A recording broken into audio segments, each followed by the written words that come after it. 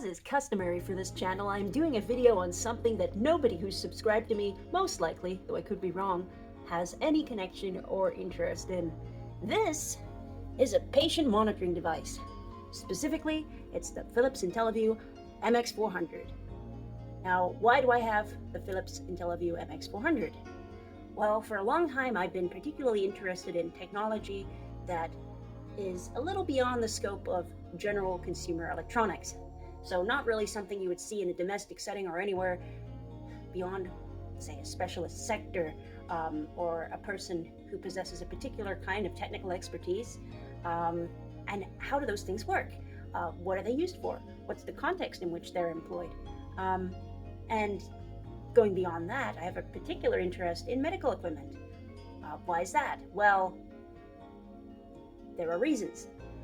Anyway, I thought for anyone who might be interested in patient monitoring devices or perhaps just medical equipment in general, I would do a very high-level overview on what this device is, maybe a quick potted history, which will be mostly from memory, so if I do have any biomeds in the audience, please do forgive any slight inaccuracies or omission of detail.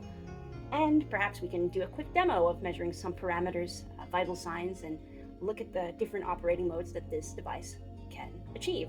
So what is this device? This is an IntelliVue. In fact, it's from the second generation of IntelliVue monitors.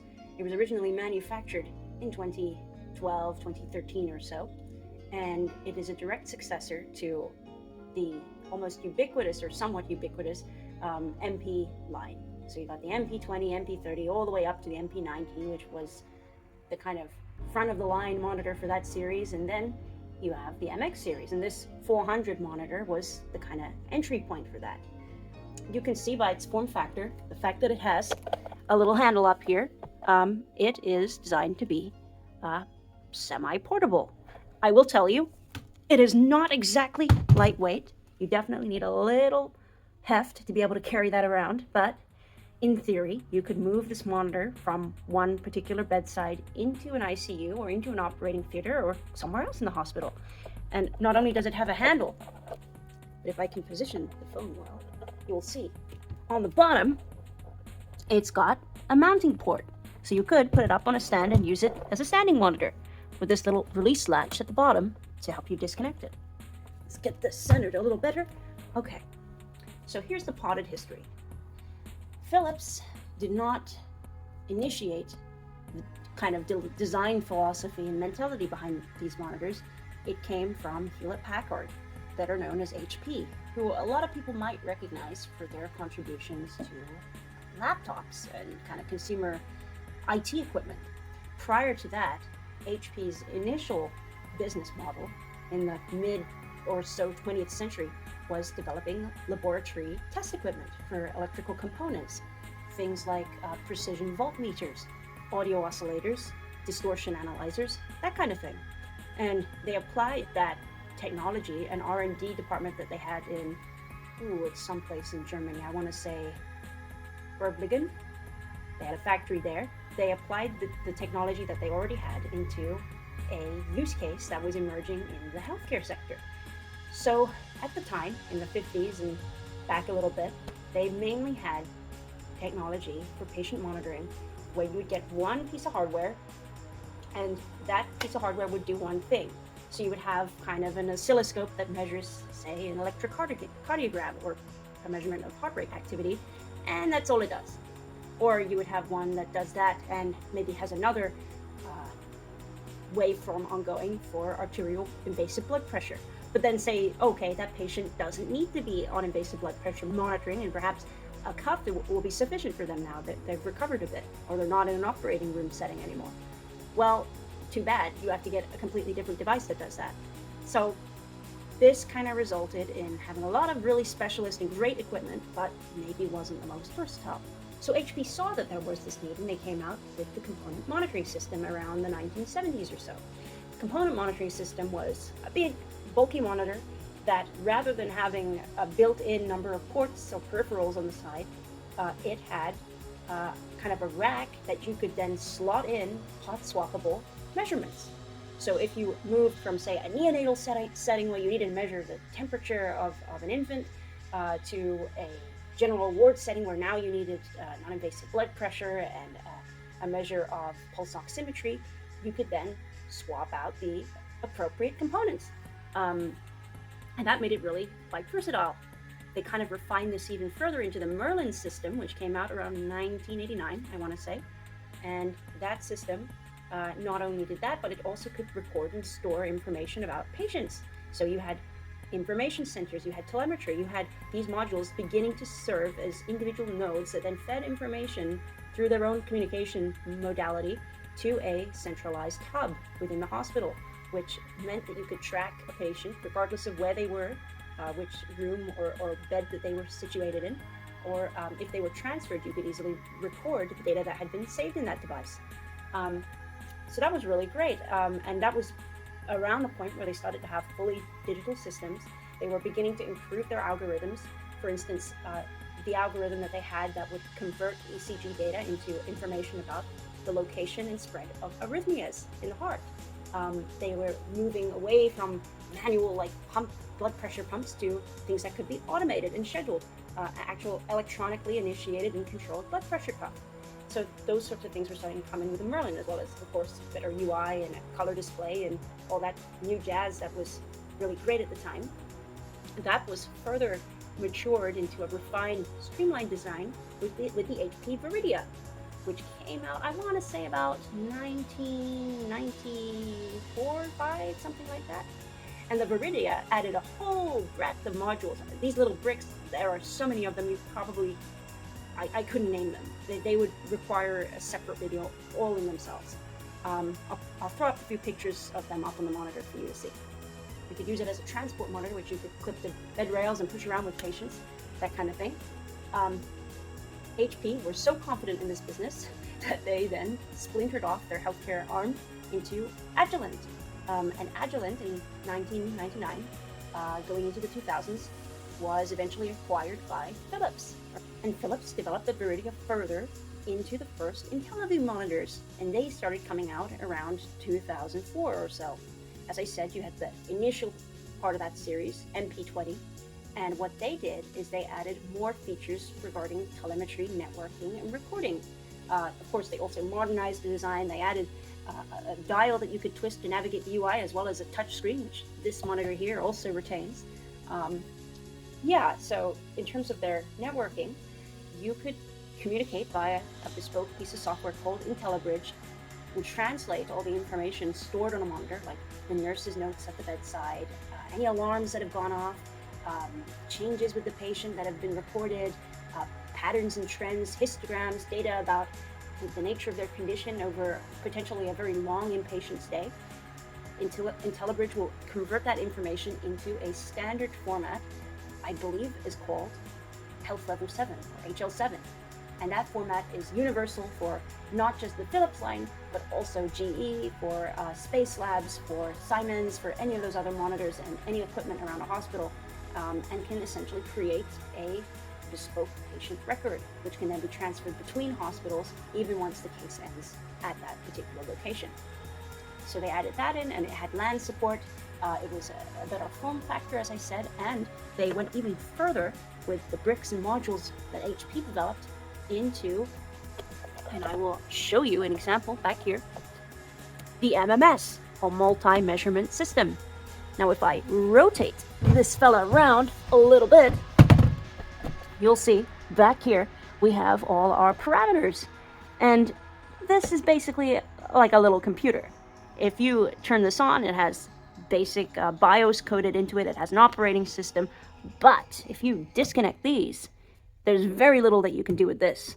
These really are the heart and the soul of the IntelliVue series.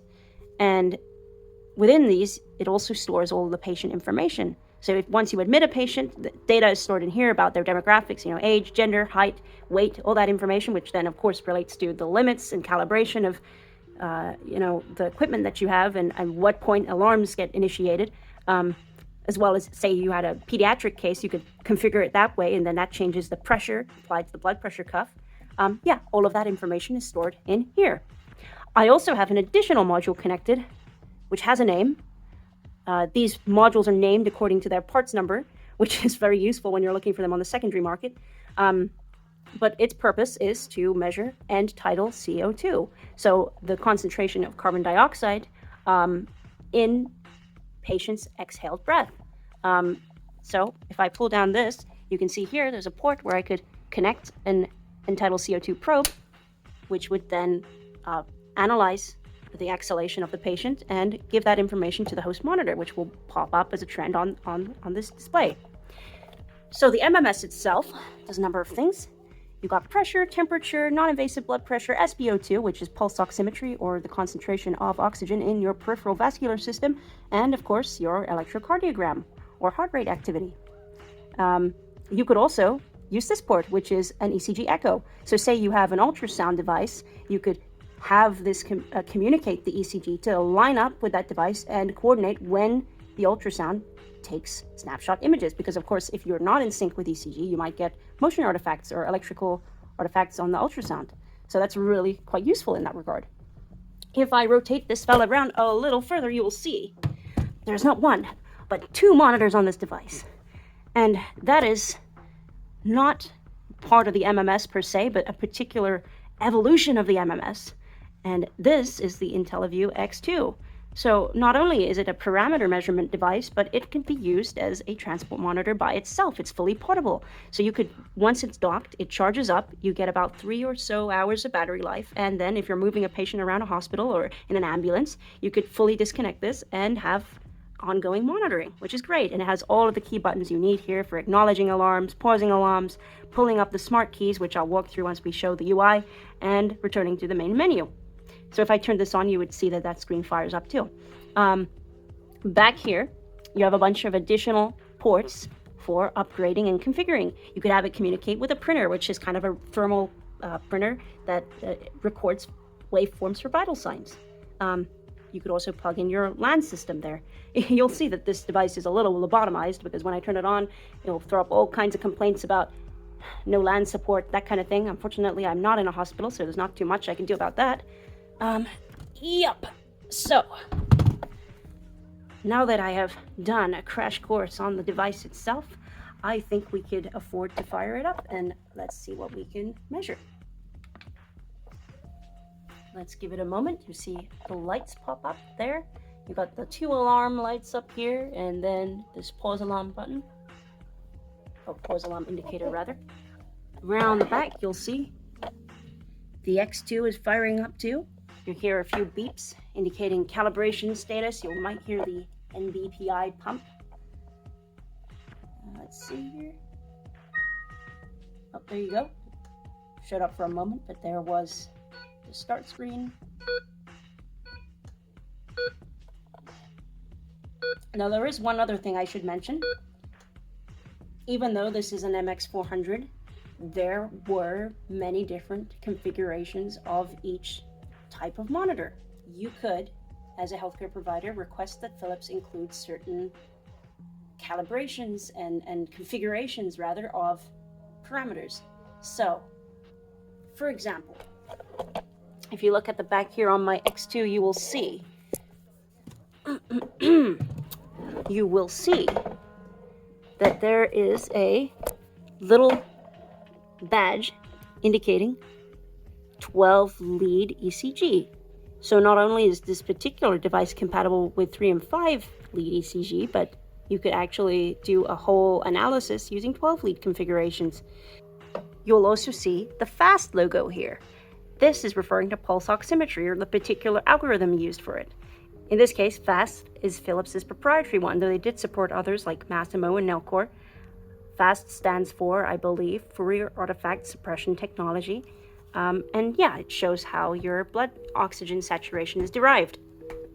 So, depending on your needs, you could request them to do something else, but in this case, this is what we've got. As you can hear, there is a beeping sound. Now don't be confused, this beeping sound is not in any way related to pulse rate or ECG.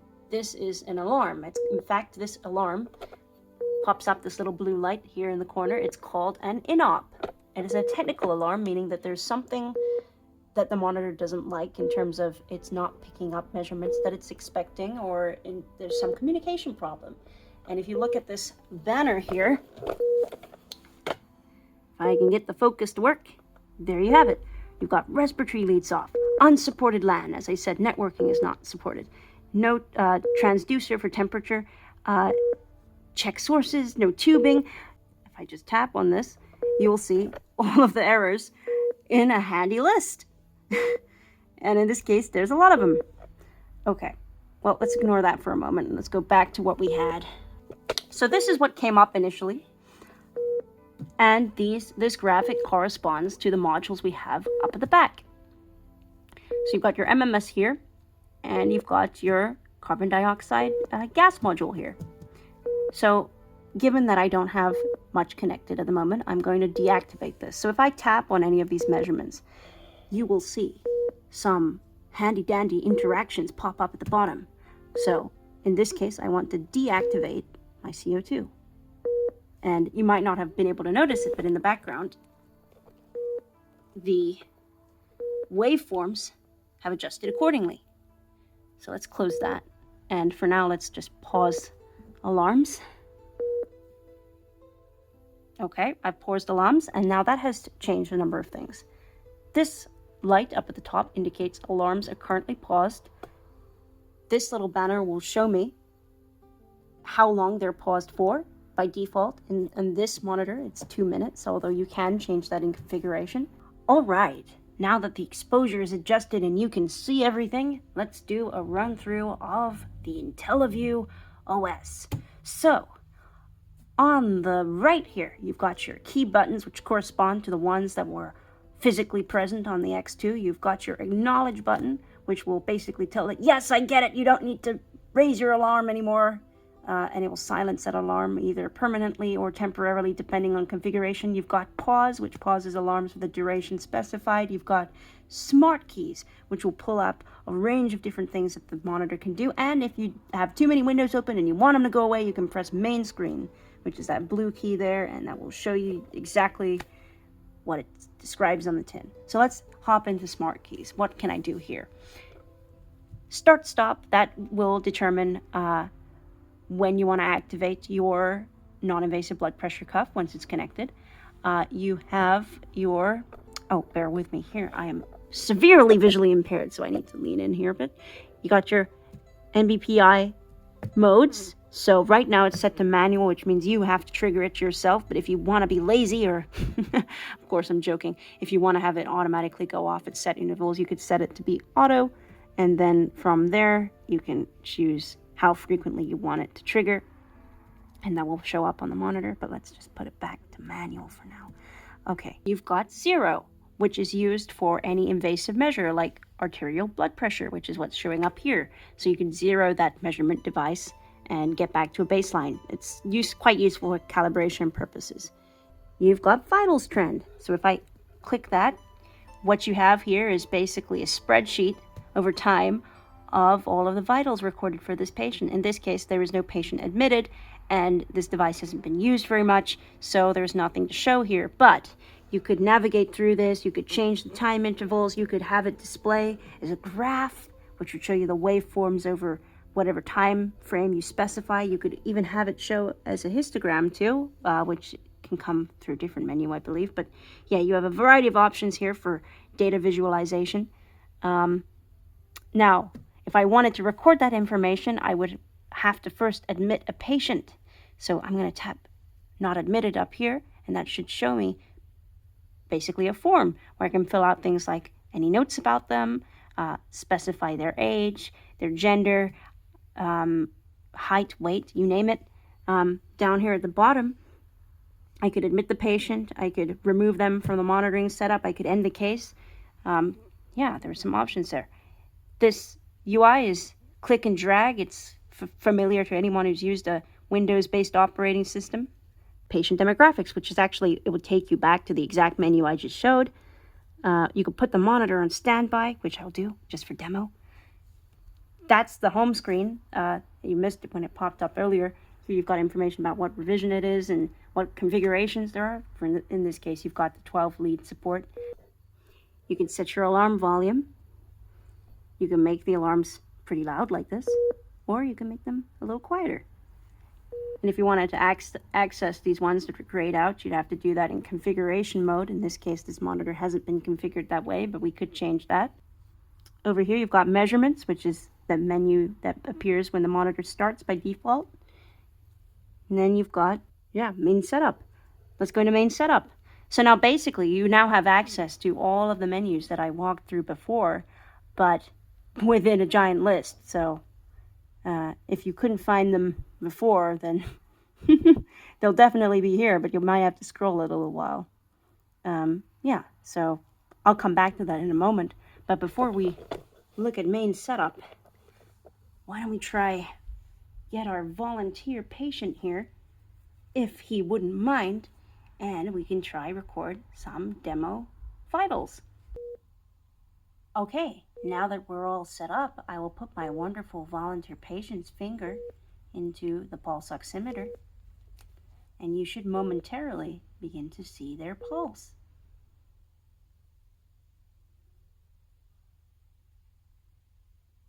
And there you have it. The monitor will take a moment to adjust. And now you have a reading of both their oxygen saturation as a percentage here, so 99%, and you have their pulse rate. Now, their pulse rate might not be quite as accurate as it would be if it were recorded from ECG, which is the green line at the top, currently not measuring. But you do have some information there. On top of that, we can measure their blood pressure. Now, there are a number of ways to do that. As I said, you can manually activate it from that smart key menu I showed you before, or you could just tap the blood pressure. You could just tap the blood pressure, and within this menu, you should see an option that says start and stop. So let's get this situated and let's see what it records.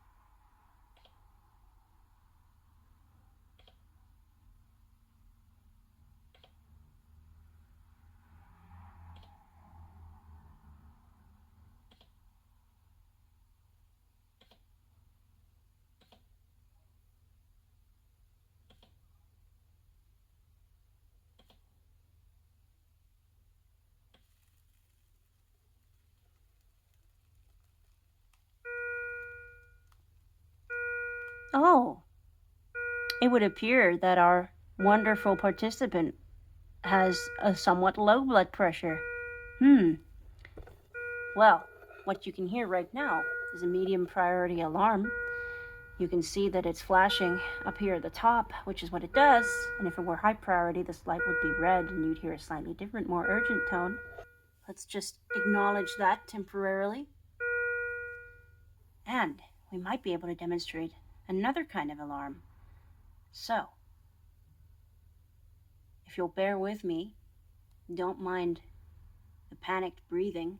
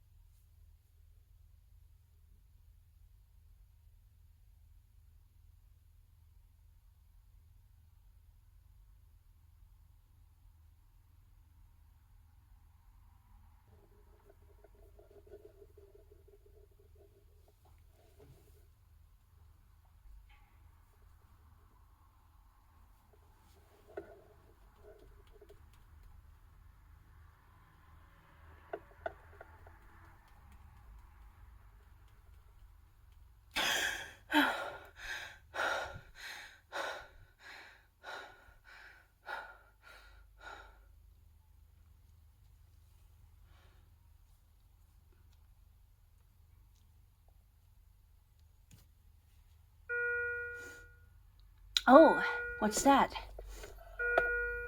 Looks like a low oxygen alarm. So, that's another medium priority alarm, which is why it's flashing amber, as you can see. And if I had held my breath a little longer, I might even get to a desaturation alarm, which would be what would be considered high priority. And those alarms are latching. Oh, you saw it for a moment there. Those are high priority alarms, and as you can see, it's latching, so it's still there, present even once the issue itself is resolved. Given the severity of that, I would still have to check on my patient, make sure that everything's good with them, so that's why that alarm is persisting. So, now that we've seen some live demonstrations, let's have a look at the pre-baked demos that can be offered just by virtue of connecting the MMS and, in this case, the CO2 module. So if I go into Smart Keys again and I hop into the main setup, you'll see a little further down this list there is operating modes. So let's go into operating modes. And as I said, you have service mode where you could use this to calibrate things like the CO2 measurement or any of your other measurement devices. You have configuration and you have demo. So let me just quickly input the password here.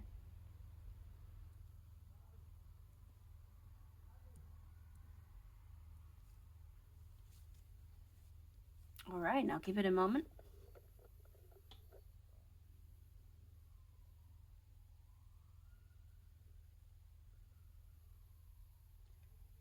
And now you have demo mode. So all of the parameters that this monitor is capable of measuring are now visible. And in fact, let me turn on the others that were off a moment ago. So if I go to measurements here, CO2, I can activate this one too, and it should pop up. There we go. All right, let's walk through it. Up at the top, you've got your heart rate, ECG.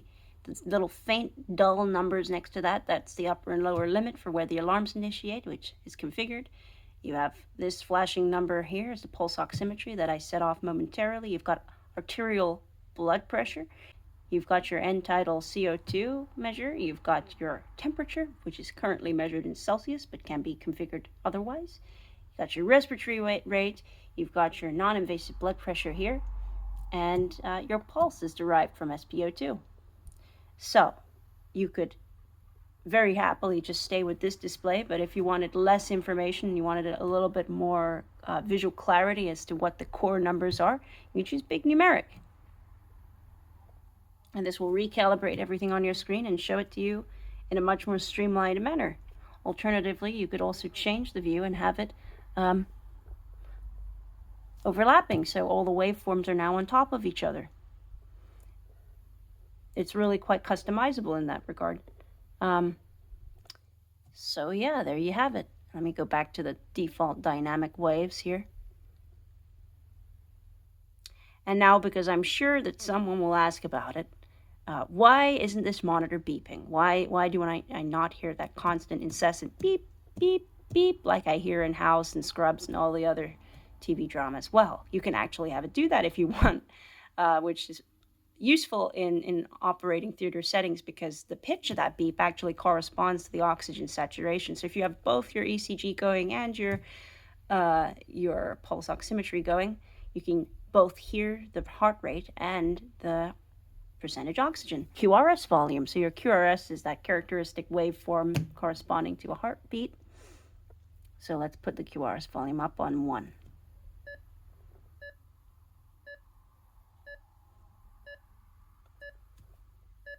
So there you have it. Now it's beeping at you. Now, what would it sound like if I didn't have the pulse oximeter? Connected? Well, you can try that out too. So, tone modulation. If I turn that off, now you just have a little chirp, and that would be effectively the same as if it couldn't measure your oxygen saturation. So I'll just switch that off temporarily. Let's turn off the QRS tone. Put this back on. How it was. Turn that off. Before I wrap up the video, I might as well show you around here at the back. If I turn this around, you might have seen there was something glowing back there. That is the X2. And it has all the same display that the MX400 has, perfectly mirrored. So I could easily detach this and continue to use it as a monitor if I wanted to. All right, well, I think that about wraps it up. That's how the cookie crumbles. I hope this video has been informative or interesting, and I get forgiven for any slight inaccuracies in my reporting here. Yeah, let me know if you have any questions, and I wish you all the best. Take care, everyone.